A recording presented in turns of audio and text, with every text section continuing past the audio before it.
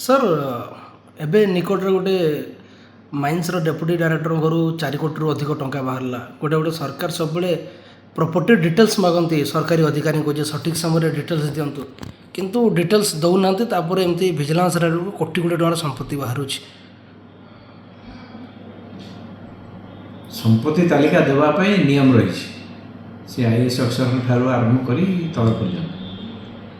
ଆଉ ଯଦି ସରକାରୀ ଅଫିସରମାନେ ସେଇଟା ଦେଉନାହାନ୍ତି, ତାହେଲେ ସରକାର ତାଙ୍କ ଉପରେ ଚାପ ପ୍ରୟୋଗ କରିବା ଦରକାର, ତାଙ୍କ ଦରମା ବନ୍ଦ କରିବା ଦରକାର, ତାହେଲେ ଯାଇ ସେମାନେ ସେଇଟା ଦେବାକୁ ବାଧ୍ୟ ହେବେ। ଆଉ ଏଇ ଯେଉଁ ଭିଜିଲାନ୍ସ ରେଟ୍ କଥା କୁହାଯାଉଛି, କୋଟି କୋଟି ଟଙ୍କାର ବାହାରୁଛି ଟଙ୍କା,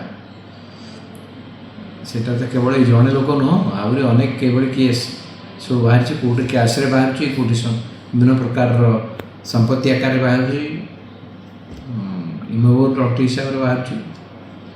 ତେଣୁ ଏଇ ଯେଉଁ ଟଙ୍କା ଠୁଳ ହେଇଯାଉଛି, ଇଏ ଗୋଟେ ବ୍ୟାଧି ହେଇଗଲାଣି ଏବଂ ୟାକୁ ଦୃଢ଼ ହସ୍ତରେ ଯଦି ସରକାର ବନ୍ଦ ନ କରନ୍ତି, ତାହେଲେ ଏଇଟା ଆସ୍ତେ ଆସ୍ତେ ବଢ଼ିବ ସିନା, ଯେତେ ସମ୍ପତ୍ତି ତାଲିକା ଦେଲେ ମଧ୍ୟ ସେଇଟା କମିବାର କୌଣସି ସମ୍ଭାବନା ନାହିଁ। ସାର୍ କେମିତି ଆହୁରି ଷ୍ଟ୍ରଙ୍ଗଲି ସରକାର ଇମ୍ପୋଜ୍ କରିପାରିବେ? ପ୍ରଥମେ ଉପରୁ ସରକାର ଚାପ ପ୍ରୟୋଗ କରିବା ଦରକାର। ଯେମିତିକି ଯେଉଁ କୁହାଯାଏ ଯେ ପ୍ରଥମେ ଯଦି କୌଣସି ବ୍ୟବସ୍ଥା ବିରୁଦ୍ଧରେ ଆକ୍ସନ୍ ନେବାକୁ ହେବ, ତାହେଲେ ଯିଏ ଟପ୍ ତା ବିରୁଦ୍ଧରେ ଆକ୍ସନ୍ ହେବା ଦରକାର।